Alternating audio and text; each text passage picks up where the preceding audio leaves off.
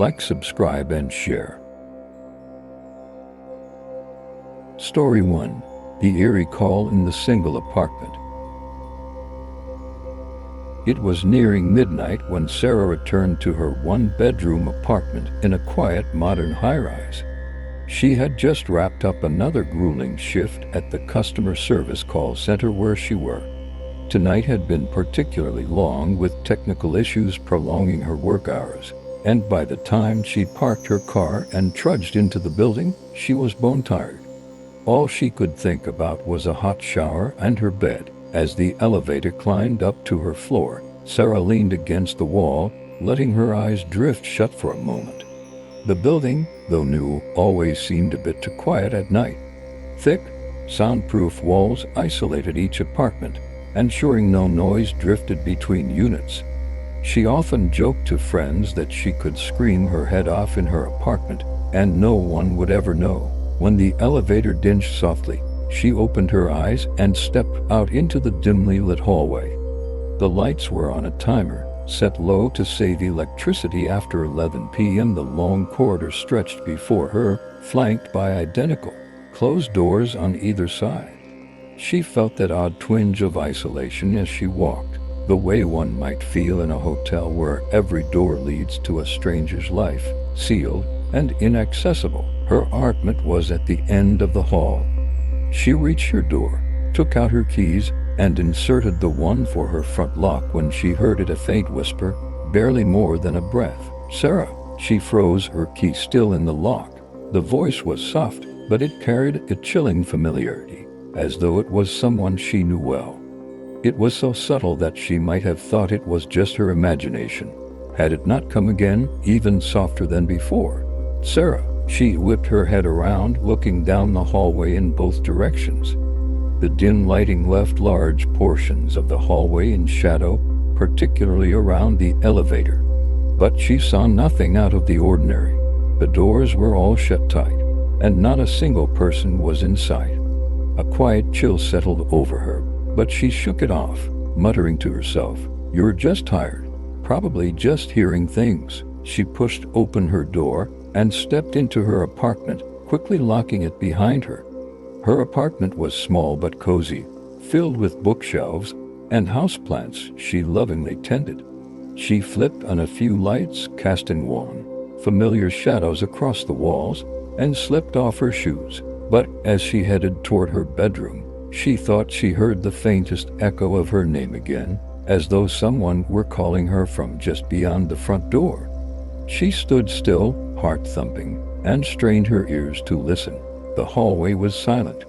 Convinced that fatigue was making her mind play tricks, she shook her head and headed for the bathroom, looking forward to a shower to calm her nerves. The hot water was comforting, the steam filling the bathroom and fogging up the mirror. She took her time, trying to let the stress of the day melt away. When she finally shut off the water and reached for her towel, she felt a little better, her unease nearly forgotten. But as she wrapped herself in the towel, she thought she heard it again, a voice so faint, so far away, but unmistakably saying her name. "Sarah." This time, she froze in place, her heart skipping a beat. The sound was close, too close. It felt as though it was coming from somewhere inside her apartment. She opened the bathroom door a crack, peeking out. Her living room and bedroom were just as she'd left them. But the voice called out again, slightly louder, as if moving closer to where she stood. "Sarah." A cold dread began to settle in her stomach. She clutched her towel tighter, staring down the empty hallway of her apartment. Her front door was locked, she was sure of it, but a deep, primal fear whispered that she wasn't alone. Quickly, she grabbed her phone and dialed the building's security desk. Her voice was trembling as she tried to explain the situation, but the guard on the other end seemed skeptical. "Are you sure you didn't hear someone in the hallway, miss? It's late. The building can seem a little eerie at night, especially if you're tired." "No, it was inside," she insisted. "Please, can you just check the hallways?" After a long pause, the guard sighed and agreed to come up. She hung up, feeling both relieved and embarrassed. Maybe he was right. Maybe she was just tired, hearing things that weren't really there. Several tense minutes passed. She waited near the front door, listening to every creak and hum of the apartment around her, every faint sound magnified in her tense state. Finally, there was a firm knock. Miss, it's the security guard. She opened the door a crack, peering out. The guard stood there, looking slightly irritated but otherwise calm. I checked the hallways, and there's no one around, no sounds either. Oh, she murmured, her cheeks flushing. I'm sorry for the trouble. It's no problem, he said, though she could tell he was eager to be on his way. Try to get some rest. She thanked him and shut the door, feeling foolish. But as she turned away, she noticed something strange. Her bathroom door, which she was certain she'd left open, was now closed. Her pulse quickened. Had she shut it without realizing it, or she took a step toward the bathroom, heart hammering. She reached out to push the door open, but before she could, her phone buzzed. She jumped, nearly dropping it. A message notification blinked on the screen, but when she opened it, she felt a fresh surge of dread. There was no name, no number. The message simply read, "Sarah, let me in." She stared at the screen, the words blurring as her fear took hold. It was impossible. Her hands trembled as she texted back, typing out a shaky "Who is this?" The response was instant. "I'm waiting outside." A lump formed in her throat. She backed away from the bathroom door, clutching her phone tightly, glancing at her front door to ensure it was still locked. Her breathing quickened. She didn't dare reply again, didn't dare acknowledge this, whatever it was. A moment later, the phone buzzed again. Another message, "Sarah, I'm inside." Her hand flew to her mouth to stifle a gasp, and in that instant, she noticed movement in the mirror that hung on the wall beside her. She glanced over, catching a glimpse of something dark, a shadow just barely visible in the reflection. She turned sharply, but there was nothing there. The apartment was silent still. Only her own ragged breathing filled the space. Slowly, she backed toward her bedroom, her hand clutching her phone as if it were a lifeline. She considered calling anyone to come over. But as she stared at the screen, another text appeared, and this time her hand shook so hard she nearly dropped the phone. "Sarah, I'm right behind you." Every muscle in her body froze. She wanted to scream, to run, but something held her in place, as if an unseen force were compelling her to look over her shoulder. She didn't want to, but her head turned almost involuntarily. There, in the reflection of her bedroom mirror, was a figure, a pale, dark-eyed face, hollow and expressionless, staring back at her. It was standing just behind her, so close she could feel a faint, cold breeze on the back of her neck. She let out a strangled gasp and spun around, but the figure was gone. Her heart thundered in her chest, and she stumbled backward, almost tripping over her own feet. Then the lights flickered. Her apartment, usually a sanctuary, had transformed into a suffocating cage. Every shadow seemed alive, every corner hiding something unseen. The last message came just as the lights went out, her screen glowing dimly in the dark. "See you soon, Sarah." In the pitch-black silence, she heard it one last time, her name, whispered from somewhere deep within the darkness, close enough that she could feel the chill in the air, feel the presence of something she couldn't see. And then, just as suddenly as it had begun, the voice fell silent, leaving her in the empty, haunting stillness. The lights blinked back on, her phone screen dimmed, and all was quiet once more. But Sarah knew with a chilling certainty that it was far from over. Story 2. The Unexpected Visitor of the Elderly Man's Night. Edward Turner was a man of quiet routines and peaceful evenings. At 72, he lived alone in the old, two-story farmhouse he had shared with his late wife, Margaret. Their children were long grown, scattered across the country, and seldom visited. Edward's company these days was Bosley, his loyal golden retriever, who followed him everywhere around the property. as if he were guarding Edward from the silence that filled the house. Every night after dinner, Edward would take Bosley for a walk along the winding paths of his property. The farm was sprawling with empty fields, a barn that hadn't been used in decades, and trees that loomed tall and dark against the evening sky. Edward liked the stillness of these nights, the air crisp, the stars just starting to peek through, the quiet broken only by Bosley's paws crunching on leaves beside him. One particular night, as Edward and Bosley walked, he felt an odd sense of unease settle over him. The night was colder than usual, with a damp chill that seemed to creep into his bones.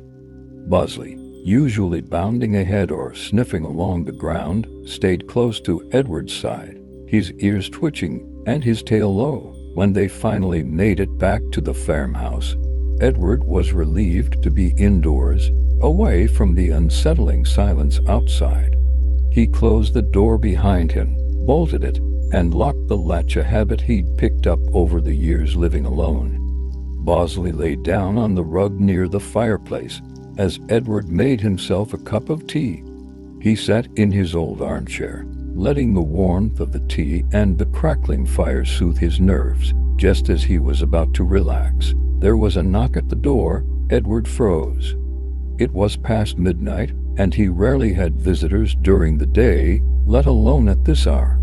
He listened for a moment, wondering if he had imagined it, but the knock came again, louder this time. Who on earth could that be? He muttered to himself. Bosley lifted his head, his ears perking up, and let out a low, uncertain growl. Edward's heart began to race. He was alone, far from any neighbors, and the night was pitch dark. He stood up slowly, his gaze fixed on the front door, and moved cautiously toward it. Through the small window beside the door, he could see nothing but the empty field and the tall, swaying trees beyond. The knock came a third time, and then eerily a voice called out, "Edward." The sound of his name, spoken in a low, almost pleading tone, sent a shiver down his spine. He peered through the peephole but saw no one outside. For a moment, he thought about calling one of his children or even the local police, but he was hesitant. Surely he was just hearing things, perhaps his mind playing tricks on him in his old age. "Hello," he called out, trying to keep his voice steady. No response. After a tense silence, he heard the voice again, this time softer, almost a whisper. "Edward, please, let me in." A chill crept over him as he realized that the voice sounded vaguely familiar. It was low and raspy, but something about it tugged at a distant memory. His mind raced as he tried to place it, but before he could, Bosley started barking loudly, his hackles raised, his gaze fixed on the door. Edward stepped back, his heart pounding, and watched as Bosley's barking grew more frantic. The dog's eyes were wide, and his growls grew deeper, more desperate. Bosley had never behaved this way before. The knock came again, insistent now, as if whoever or whatever was outside was growing impatient. Edward's mind whirled, and a thought crossed his mind that made his blood run cold. The voice sounded like Margaret's, his late wife. "No," he whispered, shaking his head. "It can't be." He took another step back, feeling an overwhelming sense of dread. He had been married to Margaret for 50 years before she passed, and he knew her voice well. He'd heard her call his name countless times. But it was impossible. She had been gone for almost 5 years now. The rational part of his mind insisted that it couldn't be her, but something in his heart made him question. Bosley let out a series of low, whimpering barks, as if he too sensed that something was wrong. Edward's hand shook as he reached for his phone, intending to call his son, but before he could dial, there was a sharp tap at the window beside the door. He turned slowly, his eyes wide with terror, and for a brief, horrifying moment, he saw a face staring back at him through the glass. It was Margaret's face, but something was wrong. Her features were pale and distorted, her eyes hollow, her mouth stretched in a grimace that was both pleading and menacing. She looked like a ghostly version of the woman he'd loved, and her expression was one he had never seen before in life. "Edward." The voice was even fainter now, as if it were coming from far away, but he could still hear it through the glass. "Let me in." He stumbled back, his mind reeling. This couldn't be real. He blinked, and when he looked back at the window, the face was gone, replaced by the dark reflection of the trees swaying in the night. Terrified, he hurried to lock every window, checking each one to make sure it was secure. Bosley followed him, staying close, his eyes darting around as though he could sense something lurking just out of sight. Edward spent the rest of the night in his armchair by the fire, gripping his phone, his eyes never leaving the front door.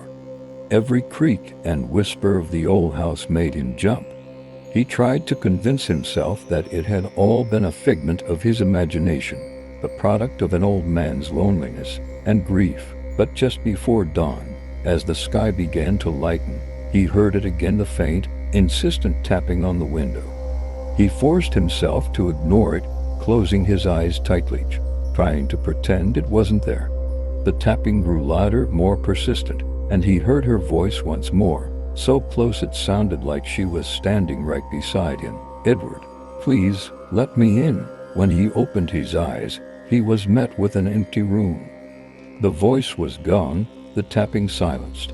The house was quiet, the kind of heavy silence that filled the air after a storm had passed. Edward stayed awake until the sun rose, and when morning finally came, he ventured outside with Bosley, determined to see if there was any sign of what had happened in the night. But there was nothing. No footprints in the damp earth outside his window, no sign that anyone had been there at all. For weeks after that night, Edward avoided his nightly walks, afraid of the silence that now seemed to hold something menacing. He spoke to no one about what had happened, fearing they'd think he was going mad. But one night, as he sat by the fire with Bosley dozing at his feet, he heard a noise that made his blood run cold. It was a soft, familiar knock at the front door. "Edward," the voice whispered, as though from a great distance. "Please, let me in." The chill that settled over him that night never truly left. And every so often, as he drifted off to sleep or as he walked alone through the empty fields, he would hear it again, a soft, pleading whisper carried on the wind. "Edward." The years passed, but he never opened the door. He never saw her face again. But he knew she was still there, waiting, as though lingering just beyond the reach of his quiet, solitary life.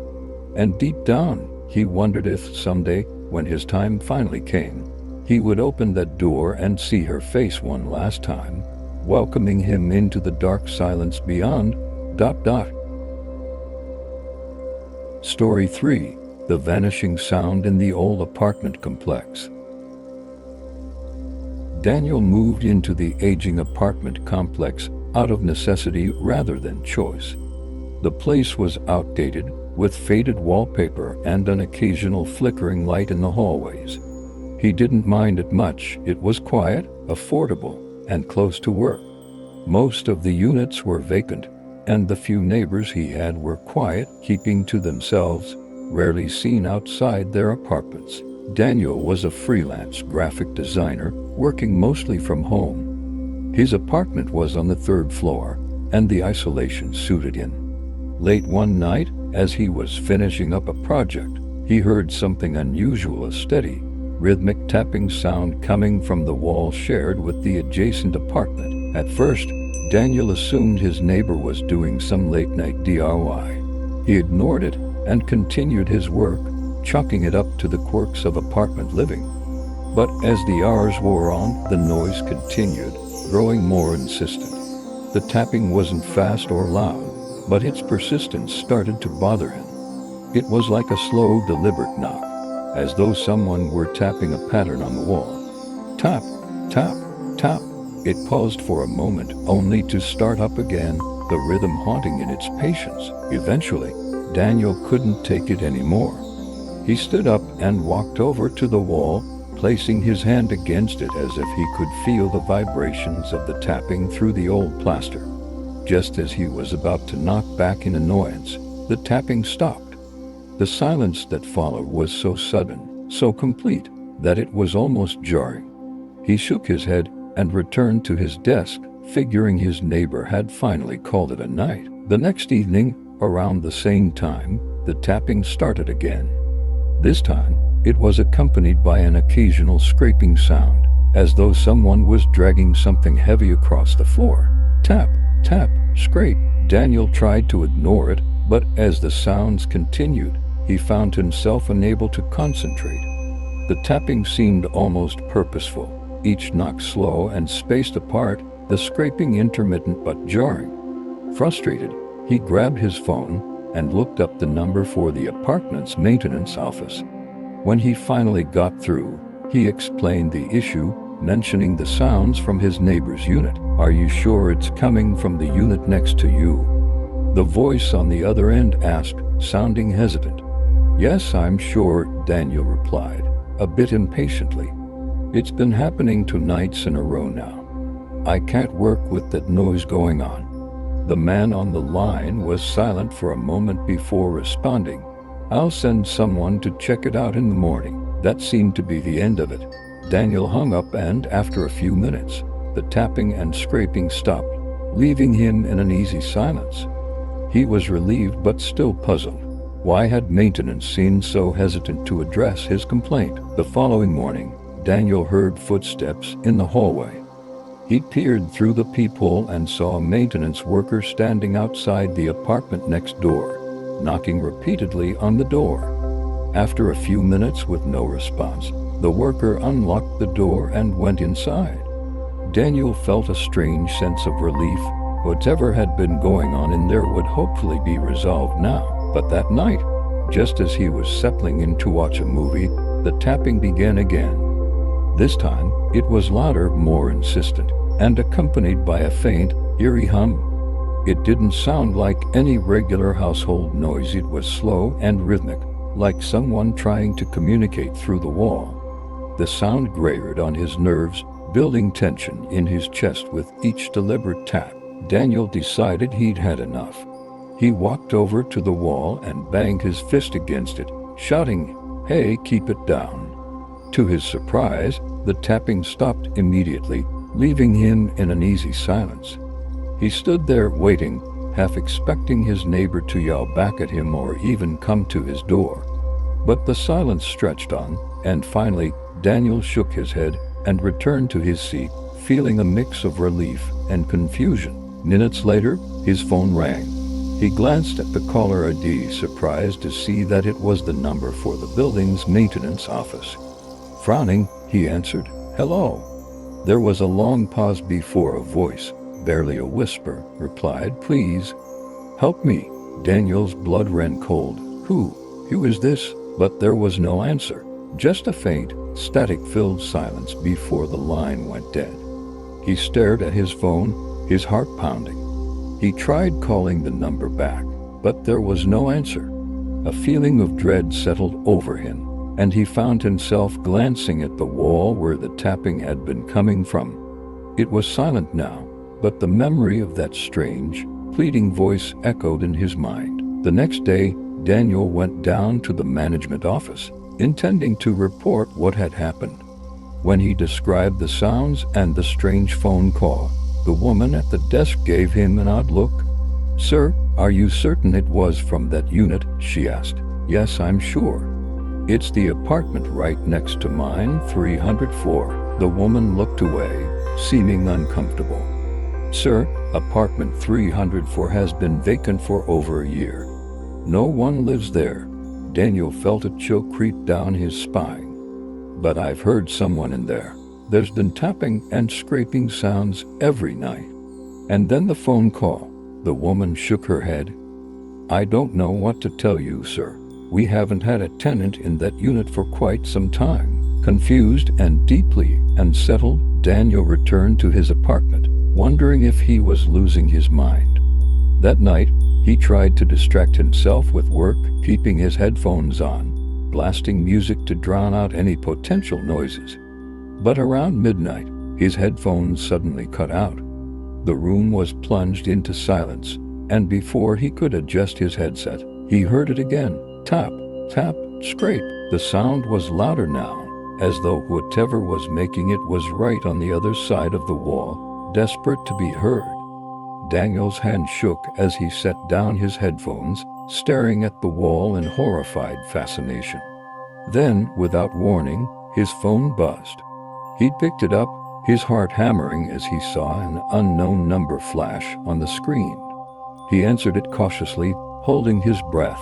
"Hello." The voice that replied was faint, barely more than a whisper, but unmistakably filled with desperation. "Please, I'm trapped. Help me. Who are you?" Daniel asked, his voice trembling. "Where are you?" The voice paused, and then, chillingly, it replied, "I'm here, in the walls." He dropped the phone, backing away from the wall, his heart pounding. The tapping started up again, more frantic this time, as if the entity, whatever it was trying to get out. His mind raced, searching for explanations, but nothing could account for what was happening. He grabbed his coat and left the apartment, unable to stay another minute. He spent the night in a hotel, desperate for rest but unable to sleep. The memory of the voice haunted him, and he could still hear the tapping echoing in his mind. The next morning, he returned to his building, reluctantly heading back to his apartment. As he passed the door of 304, he hesitated, an inexplicable urge compelling him to place his ear against the door. For a moment, he heard nothing. But then, faintly, he heard a soft voice whisper, "Please, don't leave me." Chilled to the core, Daniel backed away and hurried into his own apartment. That night, he tried to ignore the sounds, to convince himself it was all in his head. But as he lay in bed, staring at the ceiling, he heard the tapping start again, slow and insistent. He pressed his pillow over his ears, willing himself not to listen, not to let the fear take hold. But even through the pillow, he could hear it tap, tap, scrape. The next day, he went to the management office one last time, determined to get answers. When he asked again about the history of the apartment, the manager sighed, finally relenting. "A few years ago, there was a tenant in 304. She was troubled, kept to herself, never interacted with anyone. One day her family reported her missing, but when the police checked the apartment, it was empty. She was never found." A chill ran down Daniel's spine.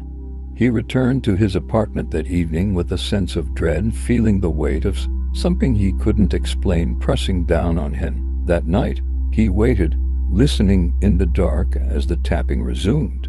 He felt trapped, caught in a cycle he couldn't break. He knew deep down that as long as he lived in that apartment, the tapping would continue each night, a reminder of someone who had been lost, her presence lingering, begging to be heard.